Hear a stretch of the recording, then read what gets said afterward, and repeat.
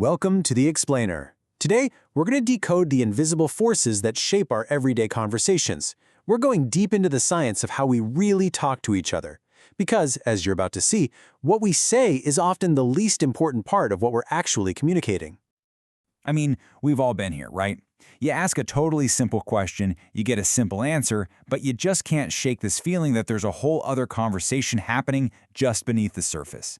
Is nothing much an invitation, or is it a polite way of saying, please go away? The answer? Well, it isn't in the words themselves. And that's because our communication is like a giant iceberg. The actual words we say, that's just the tiny little tip you can see sticking out of the water. The real meaning, the intention, the social cues, the power dynamics, all that good stuff is in the massive, invisible structure hidden underneath. And discourse analysis? Well, that's kind of like the sonar that lets us finally see what's going on down there.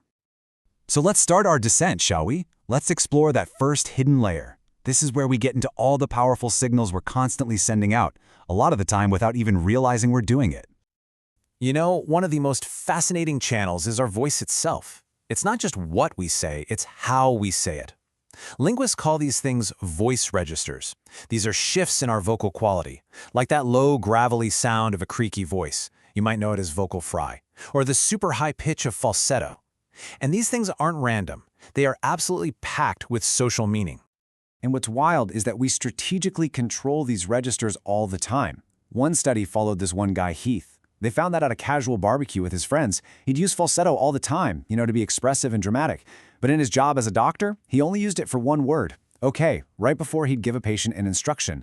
Think about that. He was unconsciously using his voice to perform two completely different identities, the fun, expressive friend and the serious professional authority. And it's the exact same thing with our gestures. We tend to think of them as just extra, like little add-ons to our sentences. But it turns out they are a core part of how we think and speak, and they often reveal the most important piece of our message. This next example is perfect. A speaker was describing a cartoon where a character climbs a drain pipe. Now, their words were super simple. He climbed the pipe. But their gesture wasn't some generic climbing motion. No, it was this twisting corkscrew movement. Why? Because the character had just climbed the outside of the pipe a minute before. So the gesture wasn't just showing the action. It was highlighting what was new and surprising and important, the fact that this time he was climbing on the inside. The gesture told the real story. So this layering of meaning, it gets even more complex when we're not just talking, but we're combining different ways of communicating, like text and images on a page. And this is the world of what's called multimodality. An analysis of a history text found a really powerful example of this. When it was showing the technology of British invaders in Australia, the book used an image with a clear vector, ships moving forward, creating a sense of action, of a story unfolding.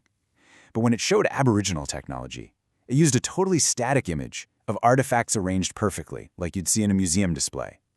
The visual grammar, the way the pictures were chosen, subtly framed one culture's technology as dynamic history, and the other's as this timeless, static concept. Okay, let's go even deeper now. We're moving from individual signals to the actual structure of conversation itself. Because it turns out that our back-and-forth chats, they're not random at all. They're guided by this really complex set of unwritten, totally invisible rules that we all just intuitively follow. And a perfect place to see these rules in action is the apology. Come on, we've all gotten an apology that just felt off, right? But how do we know? How do we make that judgment? Well, it's almost never about the formal words themselves. It's because we're running this complex multi-channel analysis in a split second. A flat, monotone voice can make the whole thing feel scripted and totally insincere. But a voice that's breaking a little, that suggests real emotion. And get this, in this context, a lack of eye contact is often seen as a good thing, as a sign of appropriate shame. A smile, though, that can instantly be read as a dismissive smirk. We're judging the performance, not just the script. The flow of our conversations is also managed by these tiny, almost invisible words that act like little traffic cops. They're called discourse markers.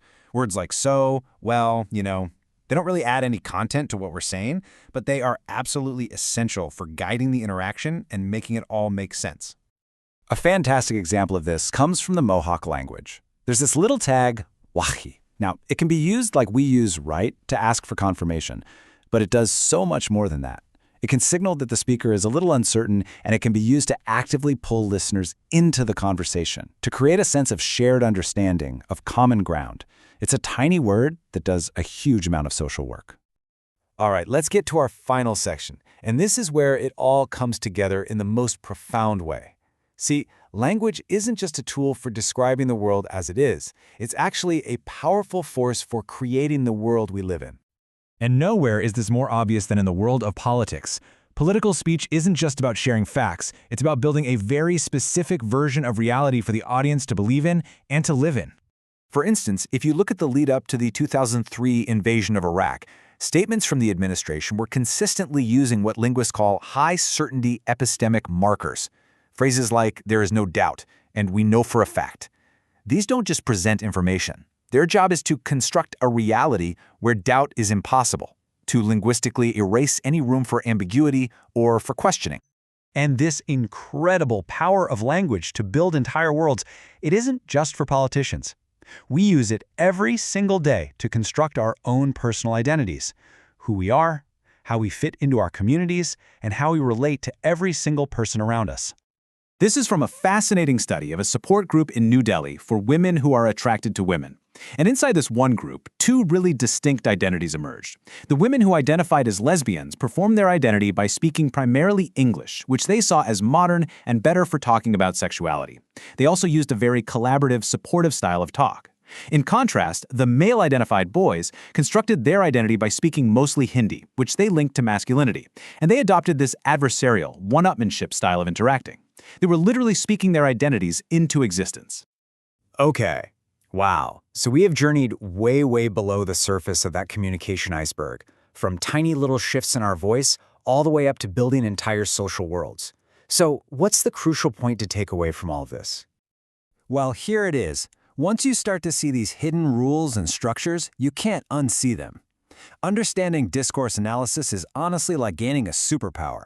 It gives you this new, high-definition lens to see what's really going on in any conversation, any news report, any advertisement. It makes you a more critical listener and a more conscious, effective communicator. Which, of course, leads us to the final question. Language isn't passive. It's an active, world-building force. And now that you can see the tools a little more clearly, the question isn't just about what world other people are building. It's what world are you building every single time you speak.